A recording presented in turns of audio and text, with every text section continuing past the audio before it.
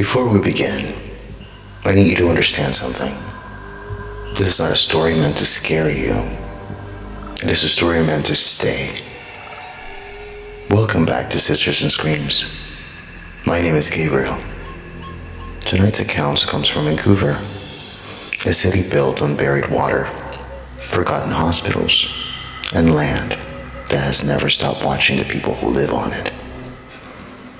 What you're about to hear is a documented haunting that did not end when the person escaped.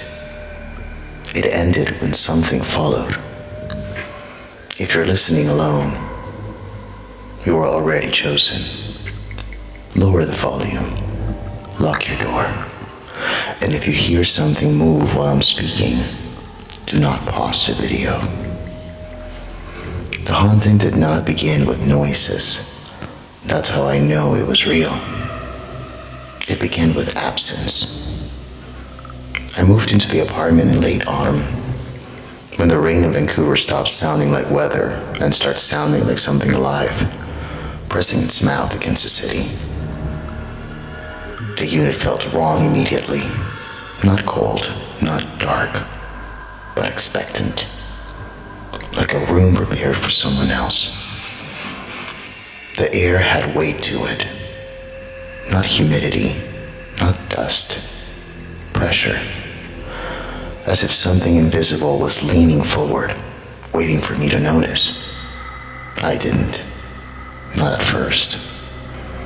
That night, I dreamt I was lying awake in bed, staring at the ceiling. In the dream, I could not move, and something was lying on top of me. Not crushing, resting. Its full weight balanced carefully on my chest, like it was afraid of waking me. When I opened my eyes for real, I was still staring at the ceiling, and I still couldn't move. Sleep paralysis, people say. But sleep paralysis does not leave fingerprints. There were bruises on my ribs the next morning. Long, curved, like hands that didn't quite know how human anatomy worked. The second night, the apartment breathed. I don't mean air movement. I mean rhythm. Walls expanding, contracting. The floor subtly rising and settling beneath my feet. The sound came from everywhere at once. Like lungs spread through concrete. At exactly 3:11 a.m., it exhaled, and something whispered directly into my ear. You're not shaped right. I felt its breath. Cold, wet, too close. From that moment on, the apartment stopped pretending. Lights dimmed when I entered rooms. Mirrors showed me standing slightly closer than I remembered. And every night, at 3:11, something new appeared. A handprint on the ceiling above my bed. Wet footprints leading into the walls. Whispering from the drains. Not voices, but the sound of throats trying to remember how to make a sound. I began finding hair in places it couldn't belong. Inside sealed containers, woven into my sheets, knotted around the base of my toothbrush. It wasn't stealing from me. It was adding itself. I stopped sleeping. That's when it started using my dreams anyway. I would close my eyes for seconds and see things I'd never experienced. Being drowned slowly in dark water beneath the city. Being folded into corners that were too sharp for a body. Being worn. In the dreams, it showed me others. People standing motionless inside walls. Faces stretched just beneath paint. Mouths sewn shut by something growing out of their own skin. They weren't screaming. They were listening. One night, I heard movement inside the walls. Not rats, not pipes. Something adjusting itself. Bones clicking into better positions. Joints being tested, practiced. Then came the knock from inside the bedroom closet.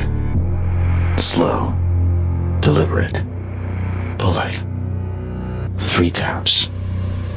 Then my own voice whispered, "Can I come out now?" I did not answer. The door opened anyway. I saw it then. Not all at once. My eyes couldn't process it. Too many limbs. Too many wrong angles.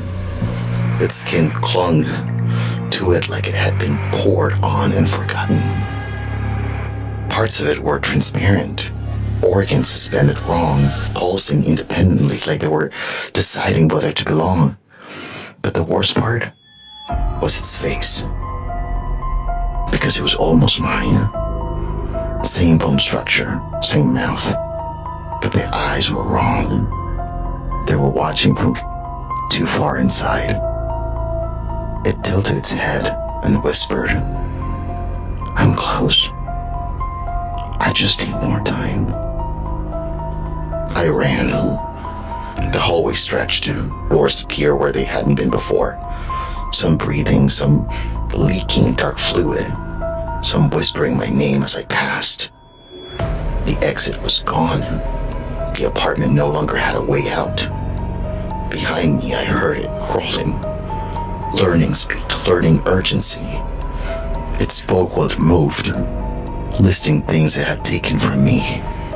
My childhood street, my mother's voice, the feeling of safety. "I don't need those," I said, "but you won't either." I don't remember how I escaped. I woke up days later in a hospital.